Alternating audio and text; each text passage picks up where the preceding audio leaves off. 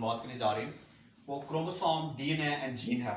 Previous मेरी जो तमाम वीडियोस थी जो मैंने अपलोड की वहाँ पे मैंने सेल के बारे में, डीएनए के बारे में तो बता दी, लेकिन हम जस्ट इसके बारे में दो तीन टर्मिनोलॉजी से इसको एक्सप्लेन करेंगे और इनकी डिफरेंट फंक्शंस के बारे में हम यहाँ पे डिस्कस करते हैं। तो सबसे पहले देखें, वही बात आ जाएगी सेल की। जो सेल है हमारे पास एनिमल सेल, उसके सेंटर ऑफ सेल के अंदर न्यूक्लियस है, राइट, न्यूक्लियस है।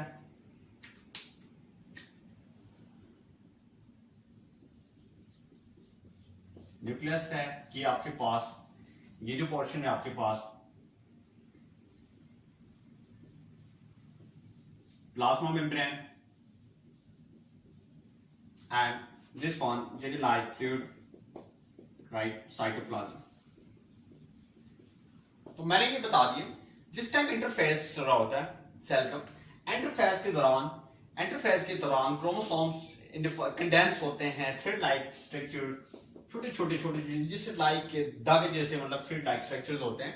ऑन थ्रेड लाइक स्ट्रक्चर्स को हम क्रोमेटिन कहते हैं। जब सेल डिवाइड कर रहा होता है,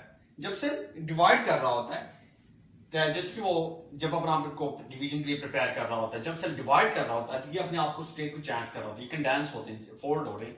जब कंडेंस होते हैं ये क्रोमोसोम की फॉर्म में चेंज हो जाता है। That is called the condensation of the chromatin to form chromosomes. वो देखें, अब हम न्यूक्लियस की बात करते हैं, राइट। न्यूक्लियस के अंदर जब ये कंडेंस स्टेट में जा रहे होते हैं तब ये कंडेंस होकर क्रोमोसोम बना रहे होते हैं, राइट।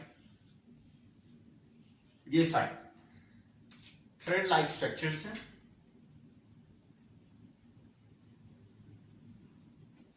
राइट। ये जब कंडेंस होते हैं तो क्रोमोसोम्स के अंदर चेंज हो जाते हैं। क्रोमोसोम्स के अंदर जब ये चेंज हो जाते हैं तो इनकी स्ट्रक्चर कुछ माइक्रोस्कोपिक स्ट्रक्चर ले लिए। अब हम इसके बारे से डिस्कस करते हैं। ये इनके जो सेंट्रोमियर है और इनकी प्राइमरी कंस्ट्रक्शन, ये सारी चीजें डिटेल में डिस्कस की गई। अब हम बात करते हैं chromosome thread like structure present inside nucleus. Chromosomes के बेसिकली टू आर्म्स हैं, जिसे ये फर्स्ट एंड सेकंड जो ज्वाइनिंग किए गए, जो ज्वाइनिंग पॉइंट है ये सेंट्रोमियर पे नाम ज्वाइन किए होते हैं और इसको प्राइमरी कंस्ट्रक्शन भी कहते हैं। और इनके आर्म्स ऑफ क्रोमोसोम को क्रोमेटिड्स कहते हैं। और इनके प्राइमरी कंस्ट्रक्शन के बाद ये जो अदर पॉइंट आता है उसको सेटेलाइट कहते हैं, फिर फाइनली टेलोमर्स हमने पढ़ा है। ये सारी चीजें डिस्कस हो चुकी हैं। अब बात आती है क्रोमोसोम, डीएनए, जीन के बारे में। तो क्रोमोसोम हमारे पास ये है कि chromosome, number of chromosome organism के अंदर 46 होते हैं और यहाँ पर one pair of chromosome consist of 2 DNA. ये जो आपके पास वन स्ट्रैंड है इसके अंदर 1 डीएनए मॉलिक्यूल होता है, अदर स्ट्रैंड के अंदर दूसरा स्ट्रैंड का मॉलिक्यूल होता है। तो एक फादर का एक मदर का डीएनए होता है। ये बात क्लियर है। अब हम ये बात करते हैं कि डीएनए क्या चीज है। अब क्रोमोसोम, आपको पता है chromosome is the made up of DNA and protein. अब बात हो रही क्रोमोसोम है। क्रोमोसोम जब बन रहा होता है डीएनए एंड प्रोटीन, डीएनए, अब आपको पता है जो हमारा क्रोमोसोम्स हैं, क्रोमोसोम तो थ्रेड लाइक स्ट्रक्चर, राइट हो गया, उसके अंदर डीएनए कंटेन है जिसकी तकरीबन लेंथ 6 फीट तक, यहाँ पे जो लेंथ बता रही जा रही है डीएनए की, तो काफी बड़ा स्ट्रक्चर है। अब बात है कि डीएनए सेल के अंदर, जो न्यूक्लियस के अंदर, वो कैसे वहां पे प्लेस होते हैं, उनको कैसे जगह मिलती है कि वो डीएनए के अंदर, जो न्यूक्लियस के अंदर वो एग्जिस्ट कर रहा होता है। उसके बेसिकली एक ही रीजन है। वो रीजन ये है कि वहां पर न्यूक्लियोसोम का मतलब होता है प्रोटीन उसकी गिर सराउंड कर रही होती है। जो प्रोटीन मॉलिक्यूल उसको कवर करते होते हैं, उसको प्रोटीन मॉलिक्यूल उसको कवर करके उसके लेंथ को मतलब फोल्ड करके उस तरह होल्ड करके रखते हैं। That is the nucleosome. Actually that is जो प्रोटीन है, उस प्रोटीन को हम हिस्टोन प्रोटीन कहते हैं, सॉरी, हिस्टोन प्रोटीन। तो जहां पर हमने अभी इसको कट किया, इस स्ट्रैंड को कट किया, करने के बाद जब हम इसकी स्टडी करते हैं तो एक चीज हमारी यहां से ये समझ आ रही, ये डीएनए का मॉलिक्यूल है, इसकी गिर्द हिस्टोन प्रोटीन, ये देखिए सराउंड कर रही होती है। तो ये आपके पास हिस्टोन प्रोटीन है एक्चुअली।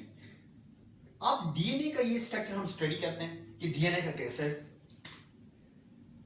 यूं, ये रफली डायग्राम में मैं सारी कुछ इसका एक्सप्लेनेशन बता रहा हूं, यूं, राइट। ये एक डीएनए का मॉलिक्यूल मैंने बता दिया। डायग्राम बेसिकली अच्छे वो उसके साथ नहीं हो, राइटिंग के साथ, लेकिन अंडरस्टैंडिंग के लिए आप लोग इसको अंडरस्टैंड करें। अब ये आपके पास जो डायग्राम मैंने बनाई है, ये क्रोमोसोम, ये डीएनए की। अब जो डीएनए है, DNA is made up of nucleotide, basically nucleotide consist है राइबोस, शुगर, फॉस्फेट, आरएनए, ये तमाम जो मटेरियल है जो डीएनए की कंपोजिशन में जब हम बात करेंगे डिटेल से नाइट्रोजनियस बेसेस, फॉस्फेट और ये शुगर्स के बारे में सारे डिटेल बताएंगे। और वहां पर ये हेलिक्स होता है, ये डीएनए का वन हेलिक्स, उसके बाद 10 न्यूक्लियोटाइड्स कंसिस्ट होता है।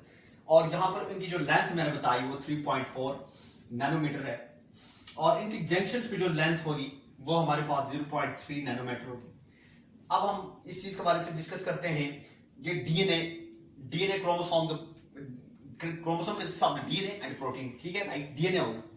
अब क्रोमोसोम के डीएनए के बारे में मैंने डिटेल से बताया। अब हम देखते हैं कि जीन के साथ डीएनए का क्या रिलेशन है। एक्चुअली जो जीन होता है, gene, what is gene? Gene is the basic unit of heredity, जिससे कि हेरिडिटी मतलब ट्रांसफॉर्मेशन, कैरेक्टर को ट्रांसफर होना, पेरेंट्स की कैरेक्टर लाइक जो उनके ऑफस्प्रिंग से बच्चे के अंदर पेरेंट्स के कैरेक्टर को ट्रांसफर होना, जैसे कि different type of eye colour, hair control करना, डिफरेंट टाइप के प्रोटीन, ये सारी चीजें ट्रांसफर हो जाना, that is actually gene. Gene ये सारा कैरेक्टर कंट्रोल कर रहा होता है। अब हम इस बात को डिस्कस करते हैं कि ये जो जीन है, जीन का डीएनए के साथ क्या रिलेशन है। आप मैं इसको सिंपली बता दूं, the smallest part of DNA which code the polypeptides of protein, polypeptides which encode polypeptides, smallest part of DNA, ये डीएनए है, डीएनए का इतना सा पोर्शन, डीएनए का इतना सा portion, smallest part of DNA which capable for transcription, DNA का smallest portion जो ट्रांसक्रिप्शन कर सकते हैं उसे जीन कहते हैं। ट्रांसक्रिप्ट का मतलब ये होगा, ये जब ये डीएनए के अंदर प्रोटीन बनी होती है, इसके स्ट्रक्चर के अंदर जब आपको पता है डीएनए अनवाइंड होता है, वहां पर बेस आते हैं अपोजिट साइड से, फिर उसकी कॉपी बनती है, फिर आपको राइबोसोम रीड करना होता है, वो ट्रांसक्रिप्शन हम डिटेल से स्टडी करेंगे। लेकिन मैं ये बता रहा हूं, स्मॉलेस्ट पार्ट ऑफ डीएनए जो कि ट्रांसक्रिप्शन कर सकते हैं उसे जीन कहते हैं। जीन कोई और चीज नहीं है, डीएनए का पार्ट है, डीएनए का सेगमेंट है एक्चुअली, जो ट्रांसक्रिप्शन के लिए एवेलेबल।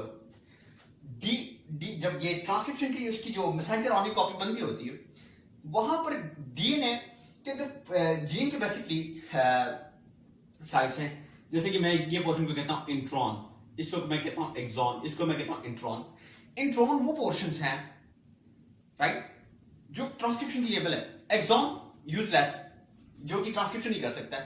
फिर ऐसी एंजाइम्स होती हैं, इनको रिपेयरिंग करती होती, और finally intron exon, intron exon की कॉम्बिनेशन खत्म होगी, सिर्फ और सिर्फ वही रह जाता है जो ट्रांसक्रिप्शन के लिए एबल, वही चीज आगे ट्रांसक्रिप्ट कर रही होती। इसका मतलब यह है कि जो जीन है, जीन डीएनए है, लेकिन आप पूरे होल डीएनए को जीन नहीं कह सकते। जीन वही होगा जो ट्रांसक्रिप्शन कर सकता है। This is the basic difference. अब मैं फाइनली इस चीज को सबमिट करना चाहूंगा। Chromosome thread like structure present inside nucleus. अब बात करते हैं कि क्रोमोसोम जो क्रोमेटिन कंडेंस क्रोमोसोम बना देती। अब क्रोमोसोम जो है आपके पास, जो क्रोमोसोम में consist of the protein and DNA, और protein that is the histone protein. Histone protein हमारे पास बना रही होती है, बेसिकली आपके पास हिस्टोन प्रोटीन इसको कोड कर रही है, वाइंड कर रही होती है, सराउंड कर रही होती है। हेयर लाइक तकरीबन हमारे जो है मतलब 5-7 फीट में डीएनए के साइज बता रहा हूँ, तो वो तकरीबन हमारी हेयर लाइक स्ट्रक्चर बनता है, लेकिन उसको इतना से लेंथ के अंदर, इतने से छोटे सेल के अंदर कैसे कवर अप करती है? हिस्टोन प्रोटीन इसलिए बेसिकली सराउंड कर रही होती है, तो सारा कुछ कवर उसके अंदर आता है। और इसी तरह डीएनए को मैंने डिस्कस किया, हेलिक्स होती हैं, न्यूक्लियोटाइड्स कंसिस्ट होती हैं। उसके बाद जाके जो डीएनए का पोर्शन है, मैंने डिस्कस किया, डीएनए ट्रांसक्रिप्शन करता है, प्रोटीन बनाते हैं जो ट्रांसक्रिप्शन कर सकते हैं, जो कैपेबल होता है वो जीन कहते हैं। जीन के बेसिकली फंक्शन से होते हैं। हमारी जो सेल्स होती हैं वो डिफरेंट होते हैं, डिफरेंट लाइफ बॉडी के सेल पार्ट्स में जीन के एक्सप्रेशन का डिफरेंट लेवल होता है। जो जगह पे जहां पर जीन स्विच ऑन होगी, जहां पर एक्सप्रेशन होगी, वो उसी प्रोटीन तैयार होगी। जो जीन वहां पर एक्सप्रेशन नहीं होगी, उसका मतलब वो प्रोटीन तैयार नहीं हो सकती है। जैसे कि कुछ स्पेसिफिक एनवायरनमेंट, जब मैंने बता दिया कैरियोटाइप बता दिया था, क्रोमोसोम के लिए जो डीएनए है उसके लिए एक्सप्रेस होने के लिए स्पेसिफिक एनवायरनमेंट चाहिए, स्पेसिफिक बॉडी के पार्ट ऑर्गेनिज्म भी एक्सप्रेस हो सकते हैं। जहां पर कहीं स्टेम सेल्स हैं, एग सेल्स और गैमेट सेल्स कहते हैं, न्यूरॉन सेल्स है, हर एक जीन का, हर क्रोमोसोम के अंदर सारे जीन तो होते हैं, लेकिन स्पेसिफिक जीन की एक्सप्रेशन होती है। और स्पेसिफिक होने की जीन की वजह से इनकी जो फंक्शंस हैं वो डिफरेंट है। सेल्फ तो लाइकली एक है, 99% हमारे क्रोमोसोम सेम है, 1% डिफरेंस की वजह से हमारे ऑर्गेनिज्म हम एक दूसरे के डिफरेंस है। यहाँ तक हमारा जो फिंगरप्रिंट है पूरी दुनिया में किसी के इंसान के सेम नहीं होता है। और डीएनए फिंगरप्रिंटिंग इसलिए कहते हैं, बायोटेक्नोलॉजी में इसका बड़ा रोल है।